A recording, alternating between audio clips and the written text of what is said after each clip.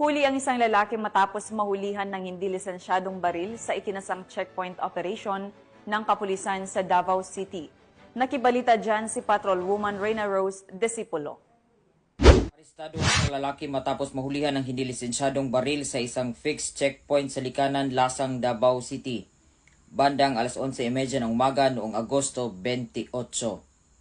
Ayon sa ulat, nagsagawa ng checkpoint ang mga tauhan ng Bunawan Police Station, 2nd City Mobile Force Company at Task Force Davao sa nasabing lugar. Habang isinisagawa ang inspeksyon, nasabat sa albrasado na may dalang isang .38 caliber revolver na may lamang 2 buhay na bala. Ngunit walang naipakitang kaukulang dokumento o lisensya para dito. Nakaharap ngayon ang sospek sa kasong paglabag sa Republic Act 10591, kilala bilang Comprehensive Firearm and Ammunition Regulation Act. Patuloy ang paalala ng mga otoridad sa publiko na iwasan ang pagdadala ng anumang uri ng armas na walang kaukulang pahintulot upang mapanatili ang kapayapaan at kaayusan sa komunidad.